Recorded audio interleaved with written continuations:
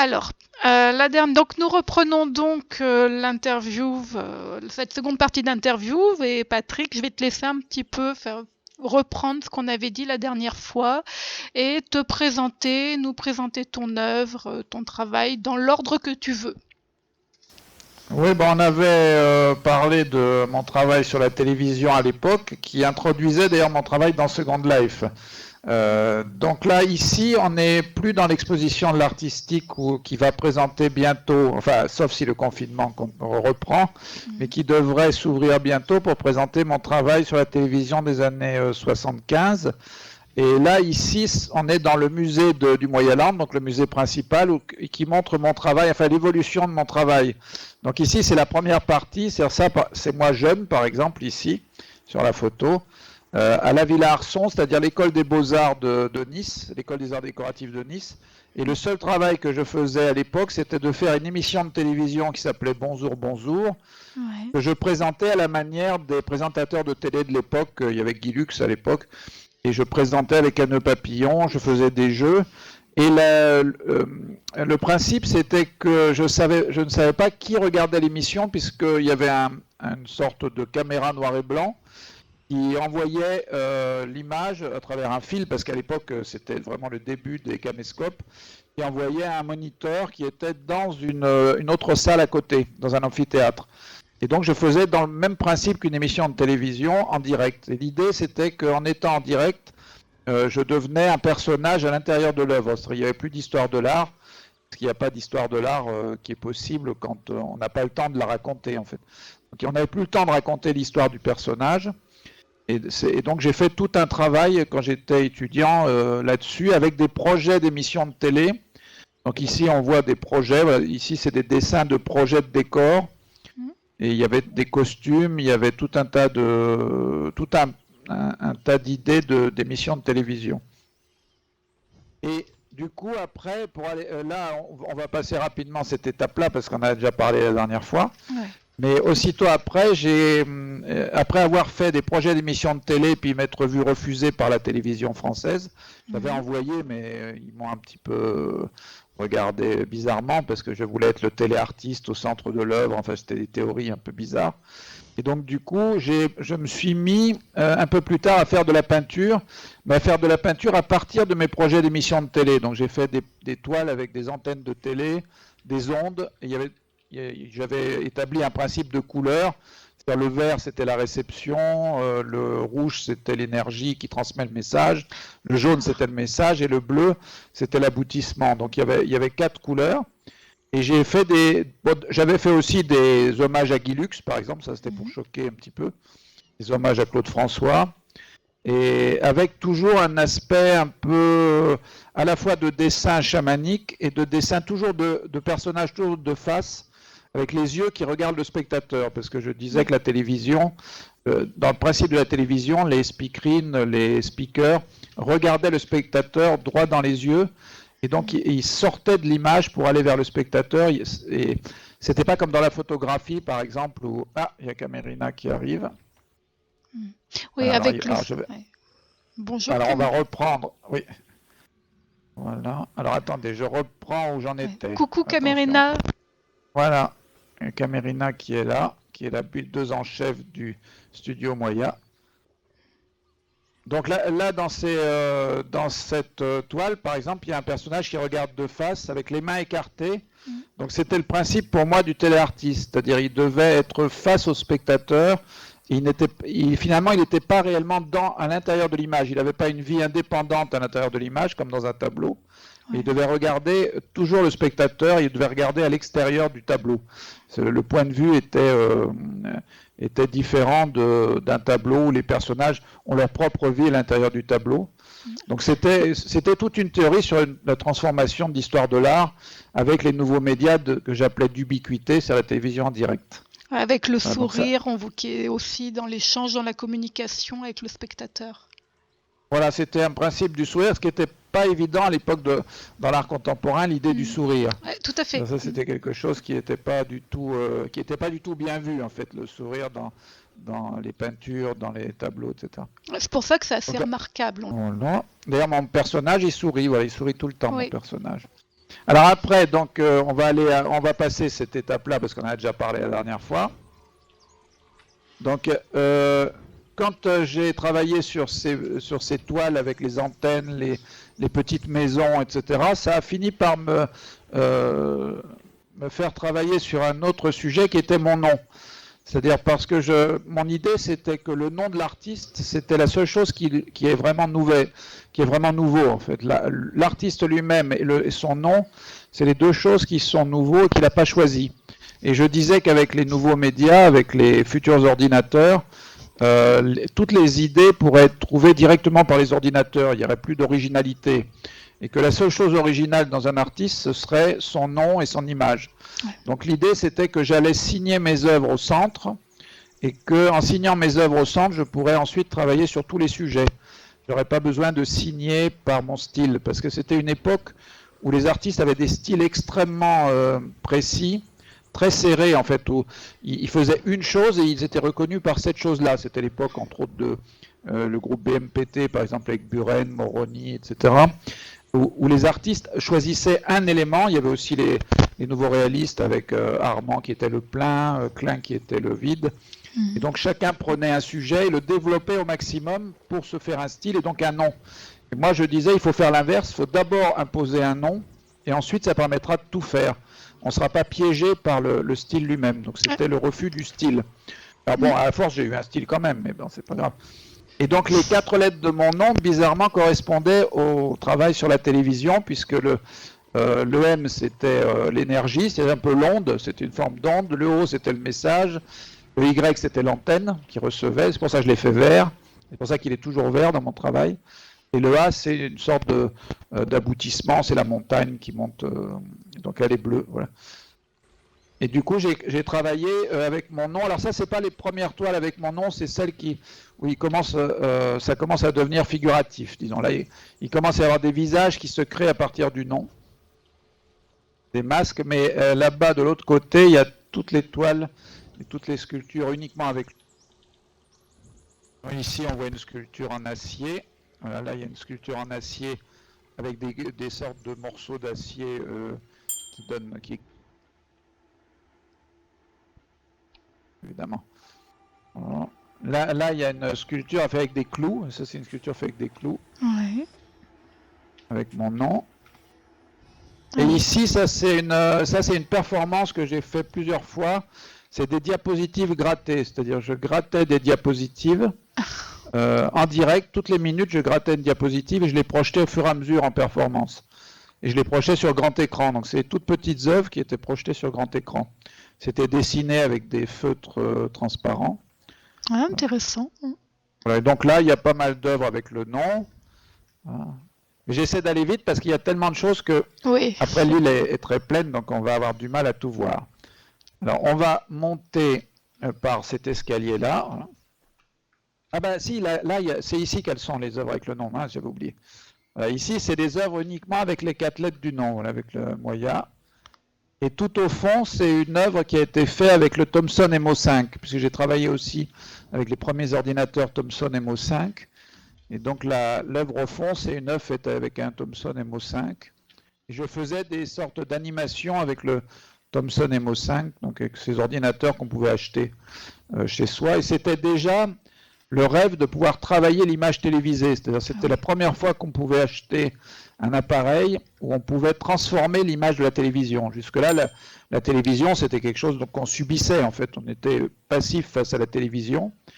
Et quand le Thomson MO5 est apparu, on pouvait brancher sur son téléviseur un ordinateur où on transformait les pixels. C'est-à-dire on arrivait à faire des choses très simples, mais au départ, la plupart des gens qui l'ont acheté au départ ont imaginé carrément créer des choses en 3D. En fait, on ne pouvait pas, mais il fallait des calculs très très longs.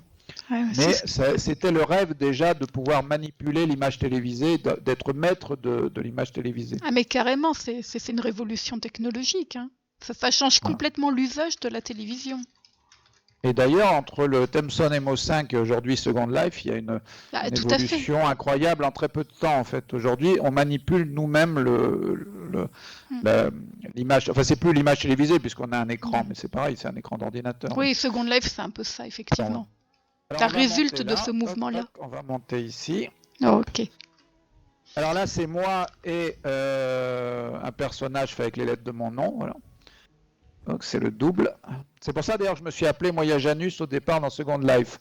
Parce que au début on devait choisir un second nom dans une liste et quand j'ai vu Janus, je me suis dit voilà, Janus, c'est le double. d'accord. C'est le double. Alors là, il y a. Alors après, c'est je crois en 97 que je commence. Ah bah mince, oula, ils sont en bas. Alors je suis monté dans l'escalier ici. Ah là là. Ah, d'accord, j'arrive. Ici, voilà. Ici, je recule, je regarde si vous montez. Oui, oui, j'arrive. Voilà. C'est des baskets qu'il va falloir que je prenne la prochaine fois. Ah oui, mince, oui, voilà.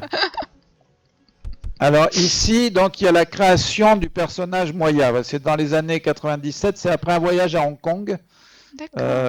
J'avais été en Asie pour exposer et je me suis dit quand même, il me manque quelque chose pour pouvoir accéder justement aux nouveaux médias, au futur justement de la 3D, puisque je commençais à utiliser des logiciels de 3D pour créer mes sculptures.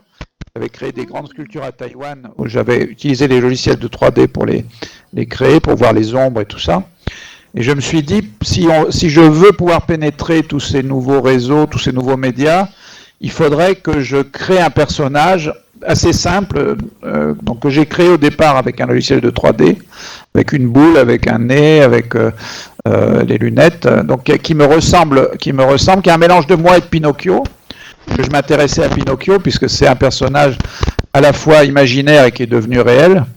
Donc c'était la marionnette, c'était aussi, c'est une sorte de, c'est un peu, il y a quelque chose de chamanique dans Pinocchio. Il est manipulé et après il se libère de ses ficelles. Ouais. Et donc j'ai fait un mix de moi et de Pinocchio. Et donc au départ je peignais que mon personnage. C'était le galeriste Jean Ferrero, donc qui était le galeriste de l'école de Nice, des nouveaux réalistes de Ben, d'Armand, César, etc.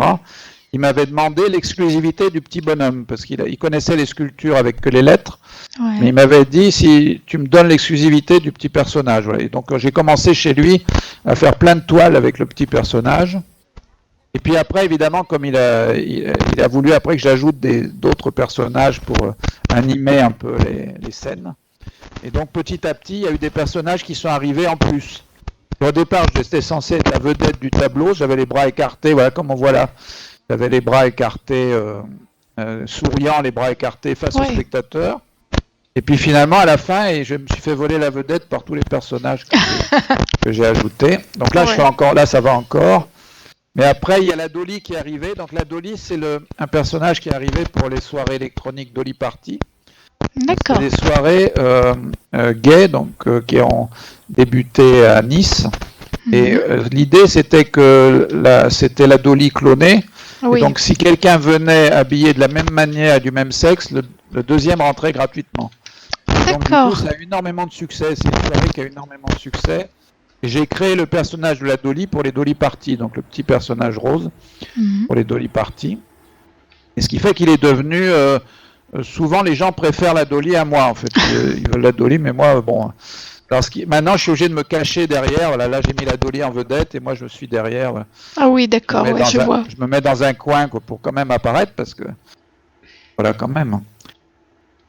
Et après, il y a d'autres personnages qui sont arrivés, comme l'éléphant qui est arrivé pour le cirque de Monte-Carlo, pour la princesse Stéphanie, quand on m'a demandé de décorer l'entrée du cirque. Il y a d'autres personnages qui sont arrivés. Pinocchio, évidemment. L'âne et le singe, parce que il y a une gravure de Goya où il y a l'âne qui est modèle et le singe qui le peint.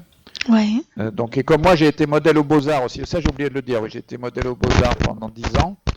Et c'était juste après être sorti de la Villa Arson, donc de l'école des Beaux-Arts. Et je voulais devenir la créature. Et donc, je suis devenu une vraie créature en posant nu comme modèle pour les peintres. Et ça, j'ai oublié cette étape-là entre les projets de télé et la peinture. Voilà. Alors après, bon là, ça c'est des grandes peintures récentes, donc avec l'atelier de l'artiste, avec la Dolly. C'est moi qui peins la Dolly, il y a l'âne qui fait de la céramique. Elle est trop belle. Il y a le soudeur. Voilà. Et le soudeur, il fait quand même une sculpture avec les lettres de mon nom. Voilà. Ouais, effectivement. Voilà. Si on allait voir... Ah bah tiens, on peut suivre... Voilà, là, il y a la civilisation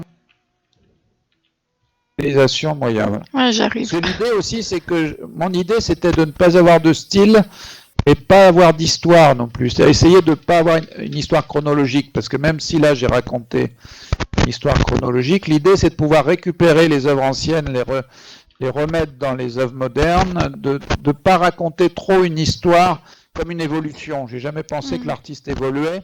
Ouais. C'est souvent un problème technique ou financier qui fait qu'il ne peut pas faire certaines choses. Je ne crois pas beaucoup à l'évolution du style, par exemple. J'ai essayé de créer une sorte de civilisation globale Maya qui peut aller du début de la préhistoire. Donc là, c'est la préhistoire, par exemple. J'adore. Ouais. Voilà, ça, c'est une des toiles que j'avais fait pour le musée Terrain à Mata, à Nice. J'avais fait une intervention. Après... Toujours très chamanique. Avec des masques. Après la Moya en Égypte, avec la pierre de Rosette. Donc, ce qui devient la pierre de Moyette, qui a servi à décrypter le langage de Moya. Voilà. Il y a toutes les formes de langage D'accord. Ah oui, des d'accord. tribus Moya. D'accord, oui, je vois. Là, c'est la Grèce antique. Alors, tout ça, c'est des œuvres que j'ai fait pour différentes choses. Par exemple, à gauche, c'est un carton que j'avais peint pour une expo à Thessalonique en Grèce. D'accord. J'avais été invité à Thessalonique et j'avais peint en Grèce. Là, c'est des tableaux de... Alors là, c'est... Théo, allez, j'arrive, j'arrive. Le début de la Renaissance. Là, c'est les chapelles, mais on ira peut-être la visiter tout à l'heure. C'est des chapelles que j'ai peintes. D'accord. Là, c'est Gutenberg. Donc, avant la galaxie Marconi, il y a la galaxie Gutenberg. Parce que je suis un lecteur de McLuhan, donc il y a toute l'histoire autour de la galaxie Gutenberg et la galaxie Marconi. Donc là, c'est comment écrire Moya voilà, dans toutes les... Oui, dans tous les styles. Là, c'est l'alchimie, parce que j'ai fait une exposition à Mantoue, au Palais Ducal de Mantoue, où il y avait le laboratoire d'alchimie. Donc je me suis inspiré d'un tableau de Mantegna là, pour faire... qui est dans la chambre des époux, là où j'ai exposé, enfin, exposé dans les caves du Palais Ducal. Là, c'est un peu la Renaissance. Ouais, superbe. Là, par exemple, c'est une Joconde que j'ai peint en direct à Épinal. Pour la nuit des musées, ils ont une copie de la Joconde. Ouais. Et donc, qui est assez ancienne. Et donc, du coup, j'ai copié la copie de la Joconde. Voilà, en direct, en 45 minutes, j'ai peint le tableau. Ouais, c'était génial. Qui est resté dans la collection du musée. Ah bah oui, je comprends. Et là, voilà, là, c'est vraiment le créateur qui a la tête coupée par sa créature. Voilà, c'est mon personnage qui me coupe la tête, c'est David et Goliath. Donc c'est le personnage qui a vaincu le créateur. Voilà, c'est la créature qui a gagné la bataille. Ouais. Voilà, là, c'est Vermeer, la caméra oscura. Vermeer. Oui. On voit le tableau de Vermeer, donc où il est l'atelier de Vermeer, où l'artiste se représente lui-même dans l'œuvre. Et on sait que Vermeer utilisait la caméra oscura et la lentille optique. Donc du coup, l'idée, pour moi, c'est que la lentille optique et la caméra obscura, c'est presque le début de la photographie, mais aussi de la télévision, puisque pour la première fois, un artiste voit sur un verre dépoli l'image qui est déjà créée. Donc il voit une image qui est déjà créée. Et donc son idée, je pense que c'est ce qui a fait la particularité des tableaux de Vermeer, c'est qu'il ne fait que recopier l'image déjà créée sur le verre dépoli. Oui, d'une certaine manière, il n'est presque plus un créateur. Et c'est là où il devient une créature, puisqu'il se met lui-même dans le tableau de dos et il devient la créature. C'est des interprétations un peu... extrêmement intéressantes. Mais bon, c'est pour essayer de me justifier, disons, de justifier mon narcissisme. Pendant des années, j'ai trouvé toutes les théories pour justifier mon narcissisme. Pourquoi je suis dans l'œuvre. Alors ça, c'est le grand tableau au fond, c'est l'embarquement pour Citer que j'ai transformé en embarquement pour l'île Moya, que j'ai fait pour une expo à Monaco, et j'avais peint aussi des sièges. Ah oui, d'accord. Après, on avance dans le temps. Voilà, il y a le Bonjour Monsieur Courbet que j'avais fait pour les... ah non, c'est l'Angélus. L'Angélus de Millet, je l'ai fait pour les 150 ans de l'Angélus de Millet à Barbizon. J'ai fait un tableau spécialement. Et là, on commence à rentrer. Là, il y a Picasso. Et ça, c'est né à Mougins pour une expo autour de Picasso, des photos de des photographes qui avaient photographié Picasso. Et donc j'avais peint cette toile de Guernica. Donc, Ouais. Et après il y a Matisse, il y a Renoir, encore Picasso. Pour une expo autour des gravures de Dali, on m'avait demandé de faire des sortes de sculptures où j'ai redessiné des Dali. Mais en fait, il y a caché dedans, il y a Moya. Et beaucoup de gens ont cru dans l'expo, comme c'était pas indiqué, que c'était Dali. On trouvait ça très bien. C'est que quand ils ont su que c'était moi, qu'ils ont trouvé ça moins bien. Il y a des gens qui ont trouvé ça très très bien en croyant que c'était Dali. Et c'est vrai qu'après, quand on sait que c'est pas Dali, on commence à trouver des défauts. En particulier le petit bonhomme qui se retrouve dans les tiroirs et tout ça. Ah, le Renault, c'est pas rien. J'avais fait 3 ou 4 dessins comme ça, très grands. Il y a Mondrian, l'abstraction, le pop art. Mais tout ça, c'est des tableaux qui existent, en fait, que j'ai fait, mais qui finalement correspondent à différents styles de l'art moderne. Après, il y a le street art, voilà. Street art avec des tableaux à la bombe, des installations et l'art numérique. Alors ça, c'est une des premières œuvres que j'ai fait en numérique, donc avec les premiers logiciels de 3D. J'utilisais Cinema 4D. Et ce qui est marrant, c'est qu'il y avait eu un article dans Simez, à l'époque, c'était en 2000, peut-être en 2004 ou 2003, où on parlait déjà de musée virtuel. On parlait du musée virtuel. Donc je faisais en fait un monde virtuel. Ça, c'était une partie de mon monde virtuel, mais non accessible. Parce qu'il n'y avait pas Second Life, évidemment, donc on ne pouvait pas y accéder. Mais je le montrais sur des DVD, donc je faisais des films dans des DVD pour montrer mes univers virtuels. D'accord. Et du coup, ça, Patrick... c'était mon musée, c'était le musée virtuel, voilà, il y avait déjà des tableaux dedans. Et du coup, Patrick, ton musée virtuel, le Moyaland, depuis quand? 2007, il a été créé? Ça fait 13 ans maintenant, donc ça doit faire 2007. Ah oui, c'est ça. Les dates, j'ai toujours du mal avec les dates. Ouais. Ah, mais 13 ans, c'est ça, 2007. Voilà, oui, je suis pas rentré tout de suite dans Second Life parce qu'au départ, c'était un peu fastidieux. Mais je suis rentré quand vraiment c'était commençait à être assez efficace. Et praticable. Voilà. Et surtout, on pouvait rencontrer des gens assez facilement, donc ça, c'était vraiment l'intérêt. Ah, bien sûr. Après, on va aller voir la Doli là-bas et la céramique. Et après, on va passer en face, en espérant qu'on puisse passer là. Attends, j'arrive. Tu marches vite. Ah oui, je cours. Ah oui, c'est sûr. Attends, t'es où? Je t'ai perdu. Ah, je suis là.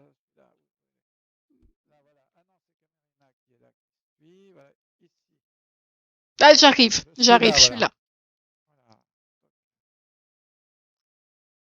Alors, on arrive là. On arrive à un endroit consacré à la Doli. D'accord. Ah oui.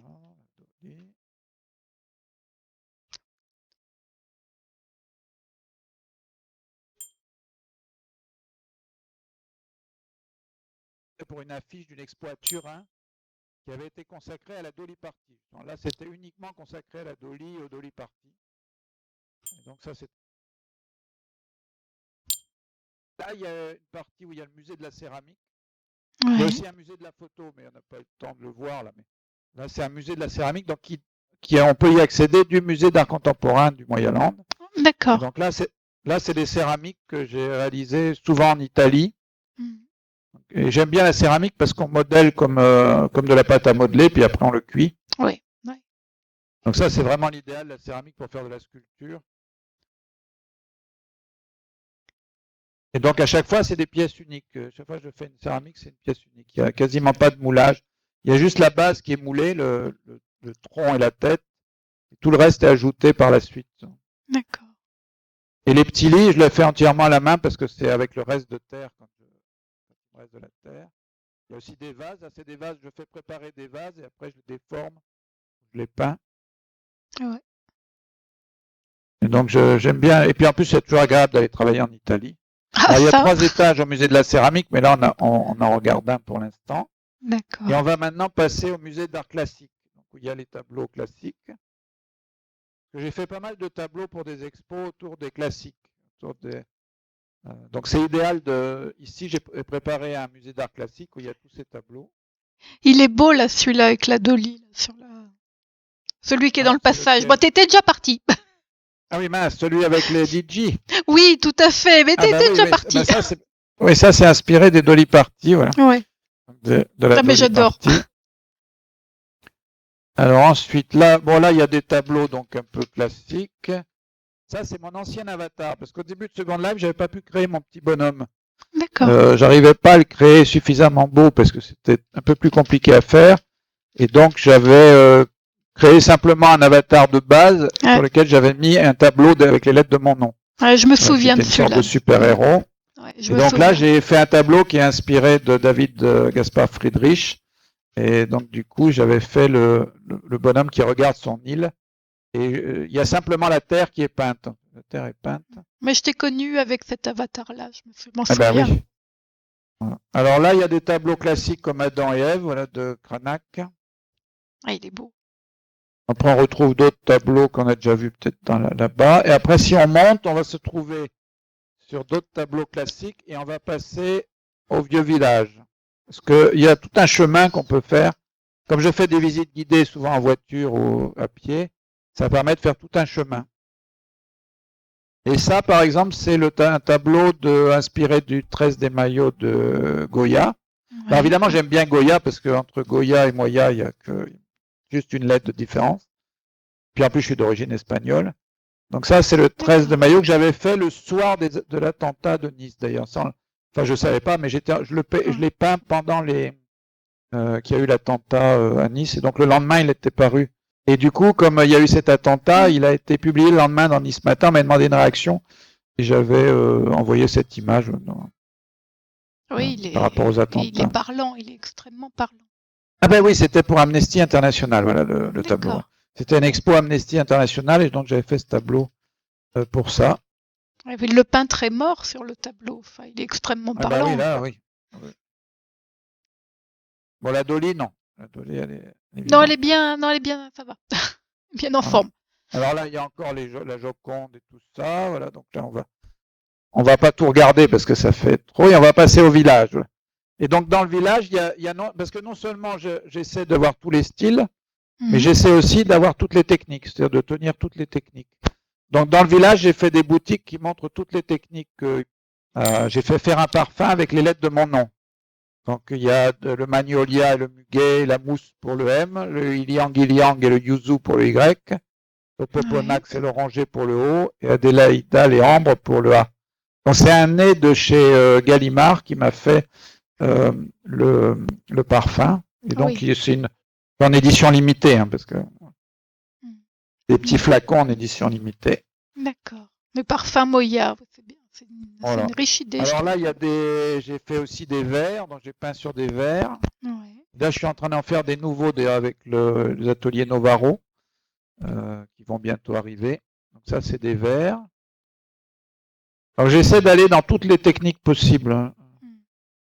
Il y a même du chocolat. Là, dans la boutique ici, on n'a peut-être pas le temps d'y aller, mais il y a du chocolat. Je vais y aller. Je peux y aller avec la caméra. Oh non, il faut toujours aller dans les boutiques de chocolat. J'arrive. Voilà. Alors là-bas, il y a le bois. Là, il y a le bois. Là, il y a un petit menuisier. Donc là, c'est surtout au Pinocchio, le bois. Parce que c'est consacré à Pinocchio. Là, il y a des œuvres en bois.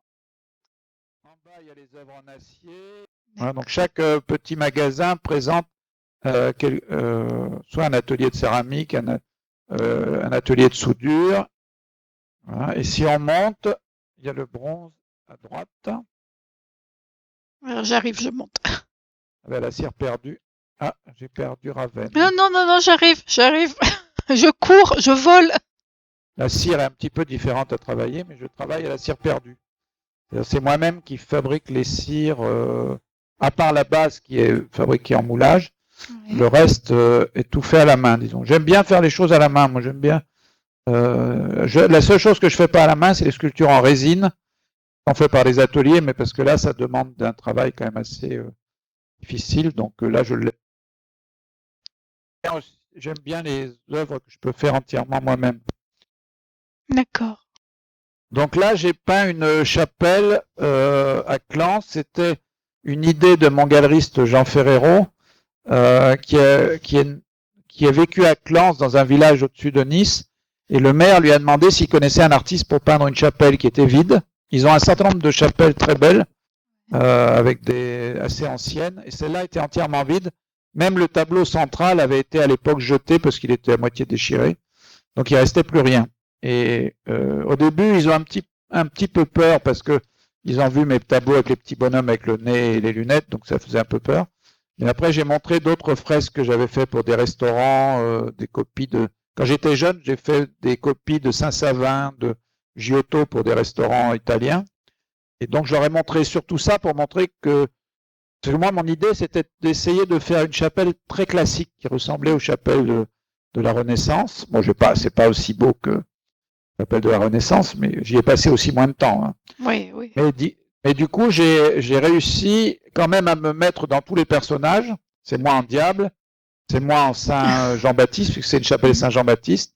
Mais on me reconnaît pas. Je me suis mis les cheveux. Donc là, sur cette image-là, c'est les essais. Donc à partir de ma tête, à l'ordinateur, j'ai mis des cheveux et la barbe, et après je me suis peint. D'accord. Ah oui, d'accord. C'était pas évident parce qu'il n'y avait pas d'eau, pas d'électricité dans la chapelle, elle était oui. assez loin. Donc il fallait que j'aille chercher de l'eau. C'était comme au temps de Giotto, je pense. J'allais chercher de l'eau à la fontaine avec des seaux, on amenait l'eau sur place. Quand la nuit commençait à tomber, je mettais des vitres pour arriver à refléter la lumière à l'intérieur de la chapelle. Oui, c'est une aventure. Donc là, par exemple, c'est moi en roi Hérode. Voilà, je me suis mis en roi Hérode. Ouais.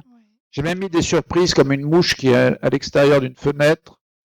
Hein, toute petite mouche qui est à l'extérieur d'une fenêtre. Et donc ça a été un long travail de préparation, parce que j'ai étudié la vie de Saint Jean-Baptiste. Et donc elle a été inaugurée en 2000, je pense en 2007, puisque j'étais pas encore dans Second Life.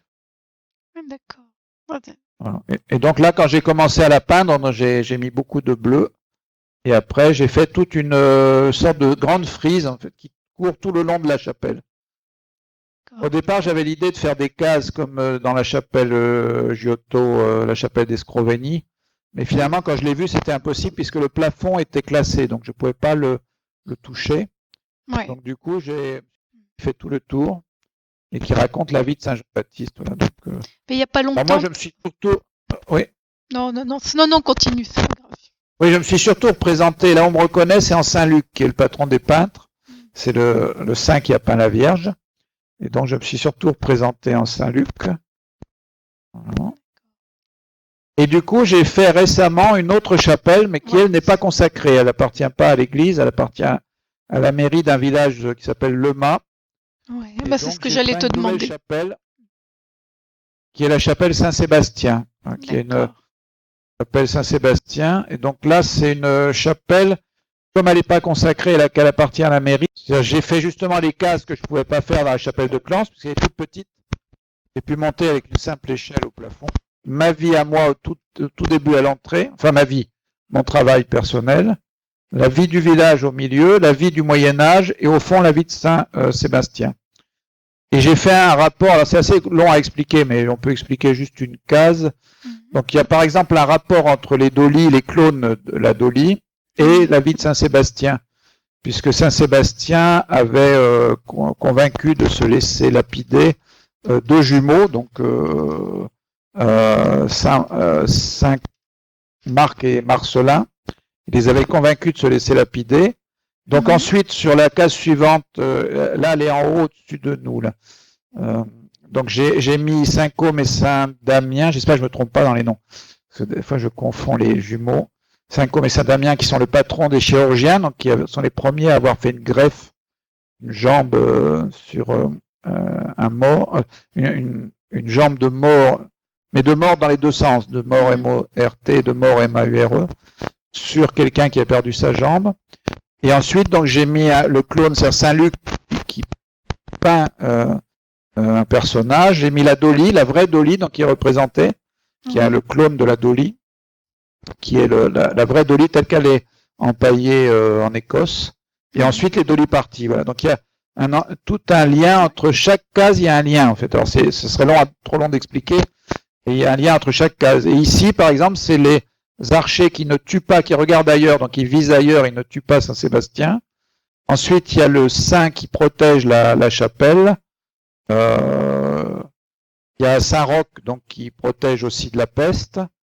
Et après, il y a un bateau donc qui va en Amérique avec quelqu'un du mât qui s'appelait Mât de Barlatier, qui a été en Amérique pour la sauver, donc pour l'indépendance de l'Amérique. Et ensuite, il y a un avion donc, qui est abattu par la DCA, qui est un avion américain qui a été abattu au-dessus du mât. Et tous les aviateurs ont été sauvés par les habitants. D'accord. Ils ont été cachés pendant 2 ans par les habitants. Donc, ils ont été cachés dans une grotte pendant 2 ans. Et donc, du coup, il y a un lien entre la DCA et les flèches qui n'ont pas tué Saint-Sébastien. Et fait un lien donc, entre la vie du village et la vie de Saint-Sébastien. Donc, il y a tout un travail de... Ça a été assez long d'ailleurs de faire le plan parce qu'il a fallu que je trouve tous les liens. Oui, c'est un univers, oui. Là, il faudrait presque 2 heures pour tout expliquer les liens, mais bon. La chapelle de Clans. Donc, il y a le site web à l'entrée. Il y a un site web à l'entrée. Et ici, donc, c'est la chapelle de Clans, qui est quasiment à l'identique. Voilà. D'ailleurs, les cloches qui sonnent assez. Je pense que c'est Camerina qui vient de faire sonner les cloches. Et donc, là, on voit que c'est une frise complète. Ça part de l'enfance de Saint-Sébastien jusqu'à sa décapitation, là, ici. Et en face, pareil. Donc, ça se relie, tout se relie. Et même pour la tête coupée, il faudrait que je mette d'ailleurs des meilleures textures, parce que là, je l'ai créé tout au début de Second Life, et malheureusement, c'était des textures qui sont pas très très bonnes.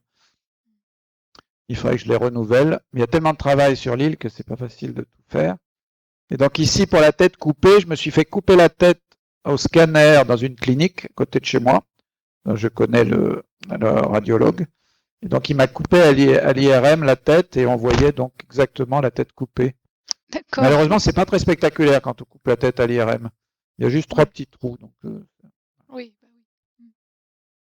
Et j'ai respecté aussi le principe des chapelles de l'arrière-pays niçois, c'est-à-dire que le Léviathan qui avale donc les pêcheurs, et entre autres ce qu'on appelle la cavalcade des vices, qui sont des animaux enchaînés qui représentent chacun un vice. Voilà.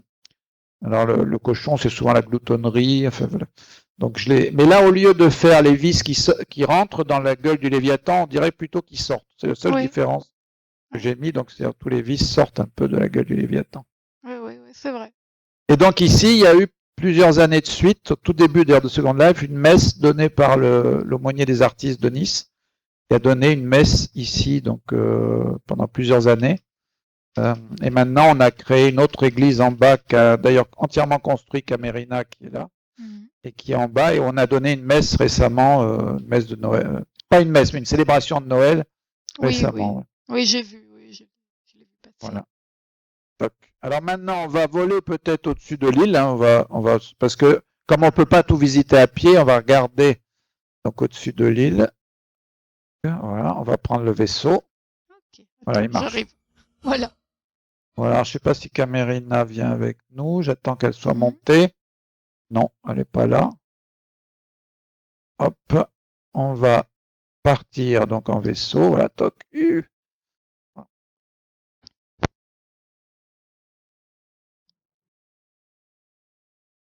Donc ici, il y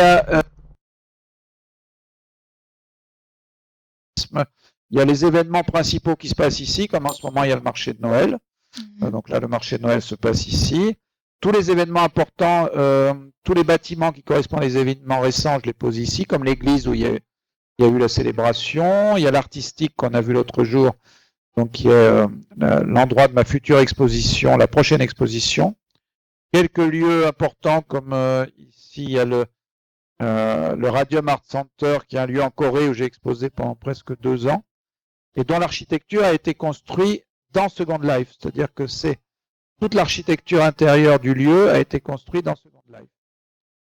C'est-à-dire que le bâtiment lui-même était au départ vide, et on m'a demandé donc de préparer l'expo. Donc j'ai préparé l'expo dans Second Life, et l'intérieur du musée a été construit sur la base de ma maquette de Second Life. Donc c'était assez intéressant, c'est que c'est vraiment un musée qui a été construit à partir d'une maquette virtuelle et interactive. Parce qu'on avait déjà fait des visites de l'expo avant même qu'elle commence. Oui, il nous l'avait expliqué. Voilà, alors après on va... Donc ici, ça c'est des expositions à Monaco. Après, j'ai eu un atelier à Monaco que j'ai conservé dans Second Life pendant 1 an, donc dans le cadre des résidences d'artistes. J'ai eu un très bel atelier sur le port de Monaco. Et le travail dans cet atelier, le projet, c'était de garder ensuite cet atelier dans Second Life, de continuer de faire vivre cet atelier dans Second Life. Donc il se trouve ici, voilà. Donc il est toujours reproduit à l'identique dans Second Life. Après, il y a la science scientifique de Monaco qui est au-dessus. J'ai un hôpital. Alors, par contre, je vais mettre moi une distance un peu grande pour voir tout. Ouais, pour le point de vue. J'ai un hôpital en dessous, voilà, qui est un hôpital. Alors, je ne vais pas passer au-dessus parce qu'on va perdre la voice si on passe au-dessus. Parce que j'essaye sur cette île de montrer mon travail. Comme j'ai un travail qui part dans tous les sens, je me sers de chaque, comme dans une ville, de chaque bâtiment pour montrer le travail spécifique par rapport à ce bâtiment. Alors, par exemple, dans l'hôpital, je montre des plafonds que j'ai faits, des faux plafonds que j'ai faits pour plusieurs cliniques à Nice, pour l'hôpital Princesse Grace à Monaco, dernièrement pour l'hôpital Pasteur à Nice. Donc, quand les gens sont en brancard, non, je crois qu'il m'a perdu la voix. Quand les gens sont en brancard, ils voient des personnages au plafond. Enfin, ils peuvent regarder, s'ils attendent sur un brancard, ils peuvent regarder des peintures au plafond. Et qui sont des images 3D pour avoir une illusion de... Et là, j'ai une tour géante. Donc, il y a une tour géante sur mon tapis. Je l'avais construite pour une performance en Italie. Enfin, sur une île italienne. Il essaie pendant une semaine une île à un artiste. Et donc, moi, j'ai construit une tour géante sur mon tapis. Une tour Moya, évidemment. Il y a toutes les lettres. C'est fascinant. Voilà. Alors ici, il y a quelque chose qui est le prochain événement. C'est le carnaval de Nice virtuel. Oui, il a une symbolique particulière. Je fais danser des avatars et ensuite le film passera à l'artistique. D'accord. Pendant mon expo. Et tu prends quel thème pour le carnaval virtuel là, que tu fais? Parce que du coup, le thème du carnaval est reporté à l'année prochaine. Donc, je vais peut-être, enfin, à l'année 2022. C'était le roi des animaux, c'est ça? Oui, je vais pas, je pense, prendre le thème de l'année suivante parce que ce serait. Alors, je sais pas comment je vais faire. Je vais peut-être prendre le thème du virtuel. J'ai inventé moi-même un terme. Oui, à ce moment-là, oui. Pour pas chevaucher les thèmes reportés. Il faut que je demande, en fait, aux personnes qui organisent le carnaval. On va s'adresser à eux pour voir. Et donc, chaque année, d'habitude, c'est projeté sur des écrans du carnaval de Nice. Donc, sur les grands écrans. Fantôme. Et on va passer à travers. Et donc, chaque année, devant le carnaval réel, c'est-à-dire pendant que les gens attendent dans les tribunes où ils sont en train de s'installer, on projette 2 ou 3 fois le carnaval virtuel. Et après, j'ai eu évidemment des chars dans le carnaval. J'ai eu des chars et plusieurs fois, mes chars avaient sur eux des écrans de télévision. Donc là, par exemple, celui-là qui était sur l'énergie, donc ça parlait du nucléaire, il avait des yeux qui étaient faits avec des écrans de télévision, enfin des écrans. Et j'avais filmé ce qui était projeté sur les écrans dans Second Life. J'y ai servi Second Life pour faire les écrans. Voilà. Ah non, à Nice, sur place. Sur place? Oui, sur place, j'y étais. C'est pas vrai. Ah si, c'est vrai. Ça alors. Et il y avait aussi c'est celui-là, voilà, celui-là. Et j'ai oublié de mettre le dernier d'ailleurs. Le dernier aussi, il y avait eu des écrans. Et le premier que j'ai fait en 2009, c'était consacré justement au travail dans Second Life, donc aux avatars. Et il y avait un écran sur lequel étaient projetées des images de Second Life et il y avait des têtes qui tournaient et on pouvait changer donc la tête du personnage. Donc ça évoquait les mondes virtuels et les avatars. Et après il y en a un autre là qui était différent, qui était sur l'écologie, où on ramassait les bombes de peinture et on les mettait sur un tapis roulant qui remplissait un éléphant. Et donc à la fin du carnaval, l'éléphant était entièrement rempli. Là, c'est top l'écologie. Joli thème à développer, surtout dans des occasions festives comme ça. Et ici, donc sur cette île, j'appelle ça le conservatoire du réel. Il y a toutes les expositions les plus importantes. Je ne peux pas tout conserver malheureusement parce que ça prend de la place. Donc les expositions les plus importantes. Ici, il y a une exposition qui était à Nice. Donc il y avait aux anciennes galères. Donc il y avait tout un niveau des anciennes galères, plus 3 étages d'une maison. Donc c'était presque une rétrospective. Et elle est entièrement visitable donc dans Second Life. Et elle a été montée, l'expo réelle a été montée dans Second Life, c'est-à-dire qu'avec Florence Canarelli qui était la curatrice, elle venait le soir dans Second Life et on a préparé pendant presque un mois l'expo dans Second Life. Donc on a mis toutes les œuvres qui dans Second Life pour voir qu'est-ce qu'allait donner l'expo en réel. Oui. Ce qui fait qu'on a pu vraiment bien préparer. Je l'ai fait souvent pour toutes les dernières expos sont réalisées au départ dans Second Life. Mais c'est une utilisation extrêmement intéressante comme Oui, cadre à condition évidemment que expérimental. le comme curateur ça. de l'expo accepte de rentrer dans Second Life. Bien Mais sûr. comme là, Florence Canarilli a été curatrice plusieurs fois, ça a permis d'à chaque fois de préparer l'exposition, sauf une exposition. Alors celle-là, c'est une exposition à Nancy, à côté de Nancy. La seule que j'ai pas pu préparer dans Second Life, c'est parce que j'ai pas entièrement le musée. J'ai peint le musée sur place. Ouais. J'ai peint tous les murs. Et donc c'est une exposition à Cannes à la Malmaison. Mais par contre, j'étais tous les jours en direct dans Second Life depuis la maquette virtuelle. Et les gens qui visitaient, à la fin, avaient un grand écran. Ils me voyaient dans Second Life.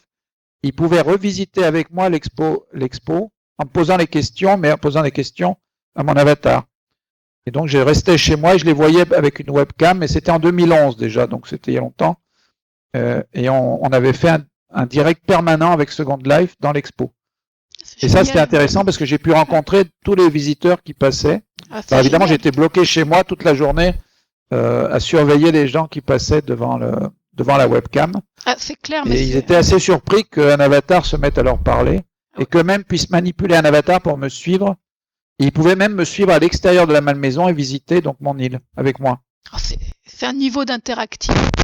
C'est top comme mélange. Et là, c'est l'exposition. Alors là, on peut pas rentrer parce que c'est un peu compliqué, mais c'est l'exposition à la Regia de Caserta qui, elle aussi, a été préparée entièrement dans Second Life. Et là, la maquette était quasiment à l'identique du réel. J'ai réussi à faire quasiment la maquette à l'identique. On n'aurait presque rien changé dans la réalité. Et ici, c'est les caves du Palais ducal de Mantoue, donc j'ai exposé. Tout ça est reproduit donc, à l'identique. Et on peut revisiter toutes mes expos quasiment à l'identique. Voilà. Et là, il y a les chapelles. Donc ça, c'est des chapelles où j'ai exposé. Parce que dans le sud de la France, on expose beaucoup dans les chapelles. Il y a beaucoup de chapelles qui font des expos.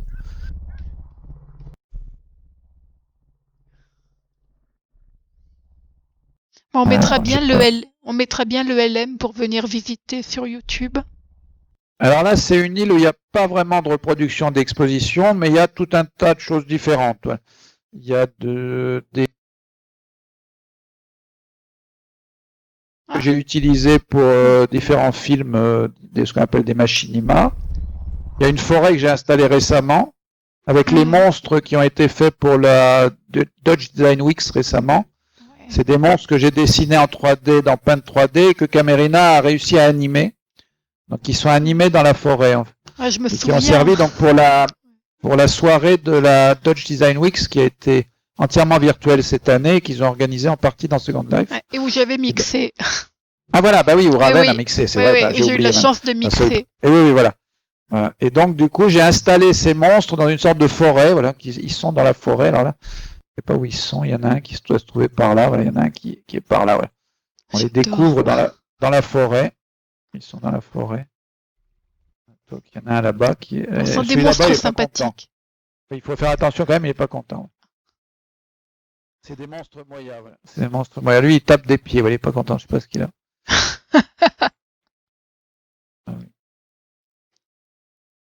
Et au départ, c'était un endroit entièrement dessiné, mais je l'ai un peu réduit. Alors là aussi, il y a des personnages qu'on avait créés pour mon expo de la télé, que j'ai réutilisés. Donc, ils sont là. Et après, j'ai créé un musée du dessin récemment. Voilà. Un musée avec tous mes dessins, les carnets de dessin. D'accord.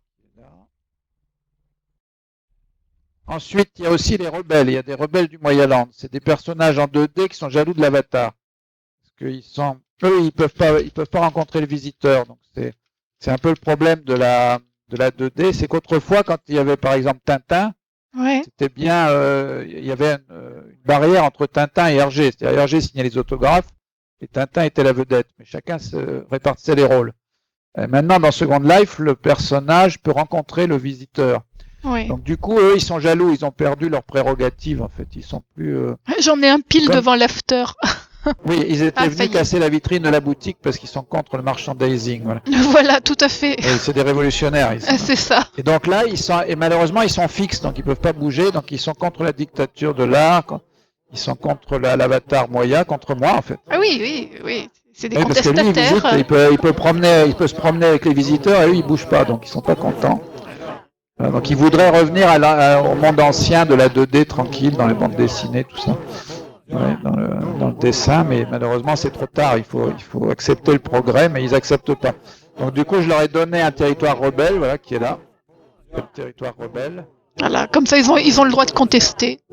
Voilà, bah, oui, quand même, Oui, c'est une dictature mais gentille. voilà, quand même, c'est oui. une dictature de l'art mais gentille. Ouais. Et puis en plus c'est moi qui les ai créés, donc je peux pas non plus. Tu ne peux pas tout à fait les mettre dehors. Voilà. Mais ils savent pas que c'est moi qui les ai créés, c'est ça le problème. Et alors là, ils se sont trompés parce qu'ils ont voulu appeler leur territoire Ayom, voilà, pour renverser Moya. Voilà.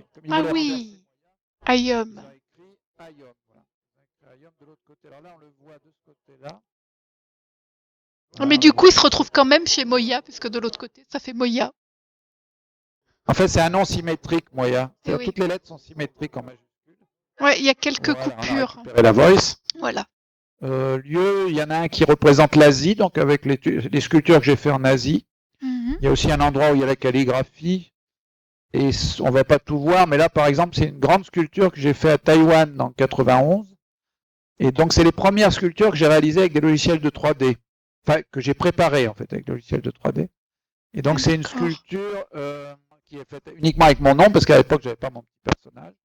Et donc, c'est une très grande sculpture qui fait presque 6 mètres ou 7 mètres de haut. Ah oui. Et qui est entièrement réalisée avec les lettres de mon nom. J'ai passé 2 mois, pas pour la construire moi-même, parce qu'il y avait quand même des ouvriers qui étaient là, mais j'avais fait les plans et tout ça. Donc je surveillais le travail. En fait. Ouais, tu l'as construit. Et là, c'est une autre qui est un peu plus narcissique. Ça s'appelle l'ombre de Narcisse, qui est aussi à Taïwan. Et donc c'est mon ombre avec les lettres de mon nom. Alors il y a tout à la fois. Il y a le nom de l'artiste et son ombre en modèle. Et là, je l'ai peint, par contre, là, je l'ai peint moi-même parce qu'elle n'était pas très grande, donc je l'ai peint moi-même. Et j'ai soudé certaines choses. Il y a certaines choses que j'ai soudées. Évidemment, les découpes étaient faites en usine parce que c'est impossible de découper. Ah oui. Ça devient compliqué. Même. Voilà, après, il y a des expos au Japon. Il y avait des sculptures qui étaient au Japon aussi. Voilà, ça, c'est des sculptures qui ont été au Japon à Shibuya, une galerie de Shibuya. Donc là, c'est des sculptures que j'ai fait avec des animaux et les lettres de mon nom. C'est les animaux découpés et les lettres de mon nom en acier.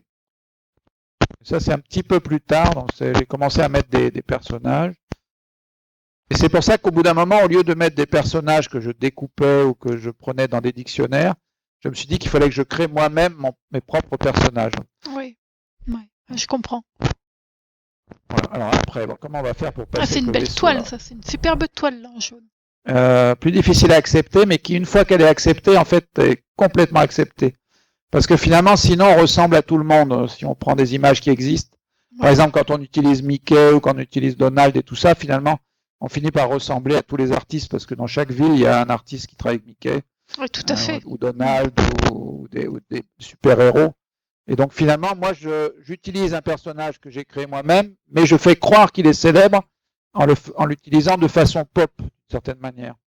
C'est-à-dire, je fais croire que j'utilise un personnage qui était inventé par d'autres. Oui, et après tu. Et d'ailleurs, au départ, je rêvais de créer un studio Moya en faisant croire que c'était un studio qui avait créé mon personnage et que, en fait, moi, je ne faisais que l'utiliser. Je voulais faire croire que j'utilisais un personnage connu. Tu fais la légende du personnage. Voilà.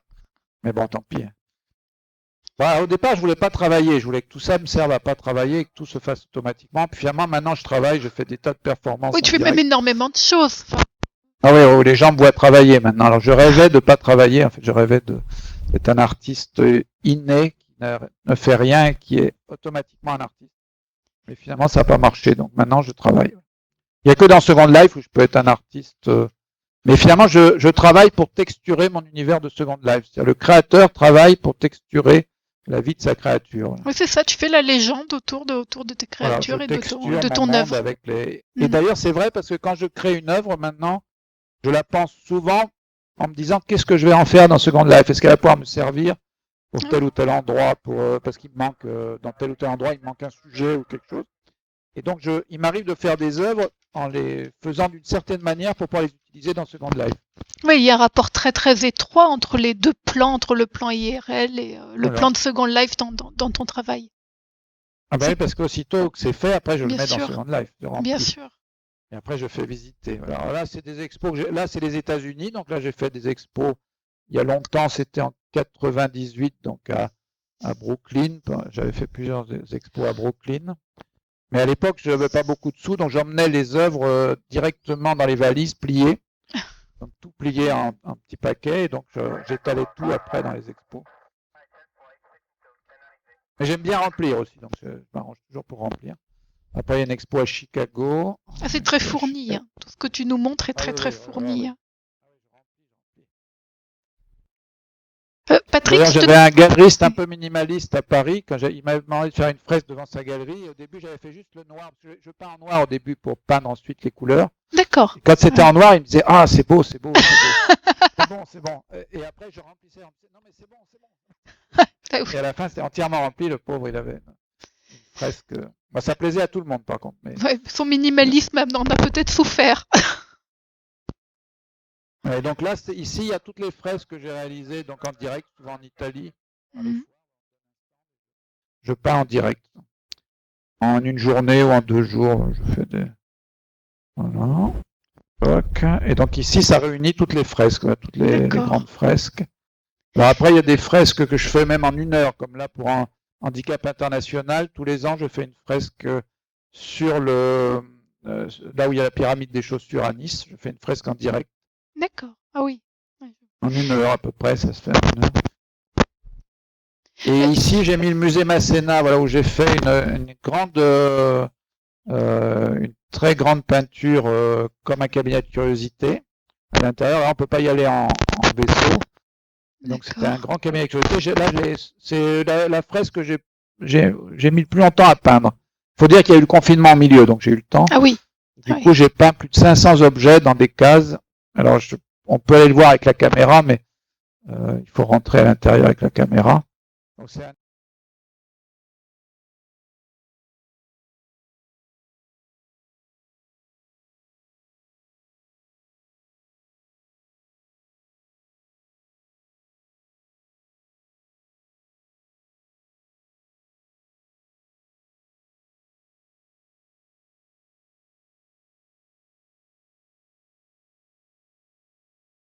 ici, par exemple, à Paris, il y a 2 ans, j'ai fait pour le Nouvel An une très grande projection à l'EP7. C'est un lieu d'art contemporain.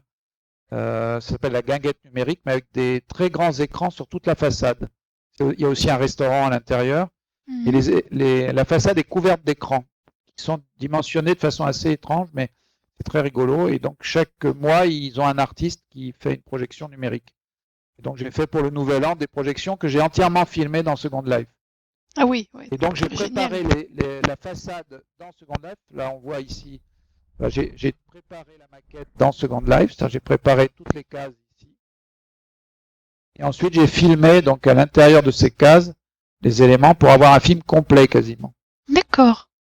Ce qui a permis de presque pas faire de montage, d'avoir quelque chose qui était presque prêt. Donc ça me permet d'aller très vite pour faire des images. Oui.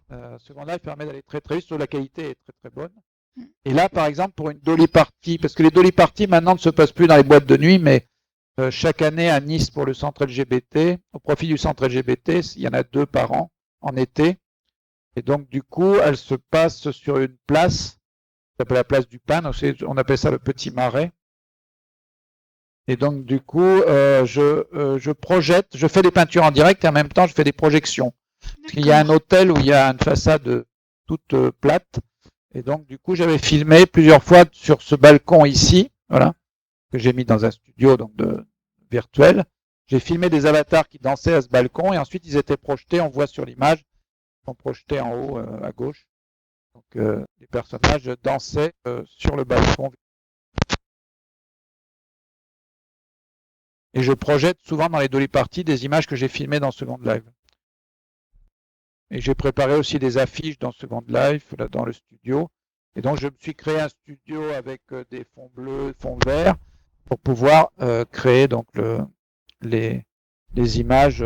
Et comme maintenant on peut arriver à avoir des images en très haute qualité avec certains avec Black Dragon, par exemple, on peut photographier en format très très élevé. J'ai un studio ici avec un fond bleu je photographie. Voilà, j'ai par exemple récemment, pour une grande fresque qui va être numérique, qui va être dans l'artistique. C'est vrai que là, c'est quand même assez complexe. Tous les squelettes, les choses comme ça sont des choses assez complexes. Donc en ce moment, j'ai pas vraiment le temps de me plonger dans ce genre de choses. Le problème de la technologie aujourd'hui, c'est que malheureusement, quand on commence à se plonger dans les codes et de la fabrication, il y a tellement de choses à apprendre que de tutoriels à regarder qu'on ne peut plus rien faire en fait d'autre. Donc c'est assez complexe. Ouais.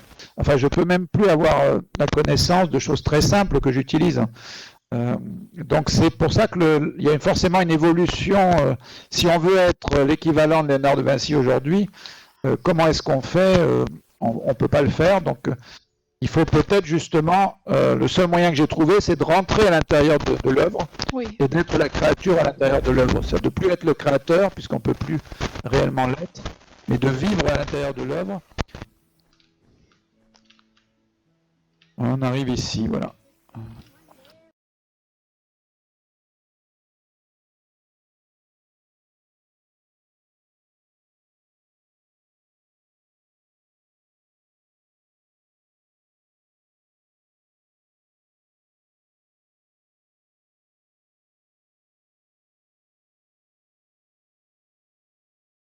On arrive ici à l'office de tourisme.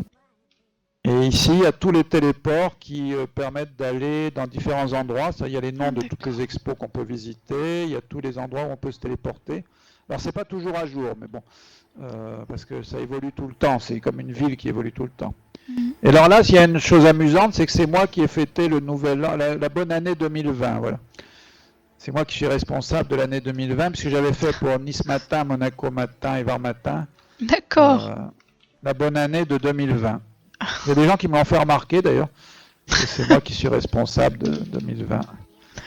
L'année la Covid. Moya qui lisait Moya Matin, voilà, qui lisait le journal du Moyaland. D'accord. Et l'article qui était en dernière page de Nice Matin, donc était consacré, ou je ne sais pas si c'était en dernière ou dedans, était consacré donc à ma double vie de Second Life, voilà ici. Voilà, oui. Voilà, c'était consacré à la vie dans Second Life en partie. Donc c'est un très bel article d'ailleurs qui parlait bien du rapport entre la vie virtuelle et la vie réelle, voilà, en montrant les deux qui pouvaient se mélanger. Parce qu'on croit souvent que la vie virtuelle empêche de vivre une vie réelle, alors qu'en fait, j'ai l'impression d'avoir jamais autant vécu la vie réelle grâce à la vie virtuelle. Oui, ça complète et tu en es l'exemple. Hein. Enfin, tout ton il y a même beaucoup d'expos que j'ai obtenus grâce au monde virtuel. Certaines, par exemple l'expo de Florence, autour des mondes virtuels justement au musée d'anthropologie de Firenze, qui s'appelait Rinascimento Virtuel, donc la Renaissance virtuelle. J'ai pu exposer à Florence grâce à quelqu'un que j'ai rencontré dans Second Life, Mario Gerosa, spécialiste des mondes virtuels, que j'ai rencontré dans Second Life. Et finalement, il y a eu beaucoup de choses qui sont arrivées grâce à Second Life. Et aussi, ça a augmenté beaucoup les expos réels, puisque à chaque fois, il y a des films qui sont diffusés, qui permettent de montrer d'autres choses.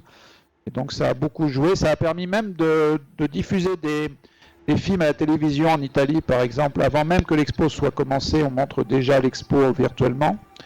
Donc ça a permis beaucoup de choses en fait qui ont augmenté un peu la vie réelle. Donc ça diminue pas la vie réelle, mais j'ai l'impression que ça l'augmente. Ça l'augmente comme on avait fait à l'artistique. Voilà. Ah, on a oublié de regarder on a oublié plein de choses. On a oublié de regarder la mode, les voitures peintes. On a oublié de regarder. Voilà, il faudrait au moins 5 ou 6 épisodes pour pouvoir. Oui, une prochaine fois. Mais tu nous as donné un aperçu extrêmement complet de la façon dont tu travaillais, de la façon dont tu fais le lien entre la vie virtuelle et la vie réelle, de la façon dont ça augmente. Effectivement, j'ai l'impression que la vie virtuelle augmente ton œuvre et ton œuvre dans le réel. Et c'était passionnant, enfin vraiment. Oh bon. Oui. Merci. C'était vraiment, je me suis régalée. Voilà.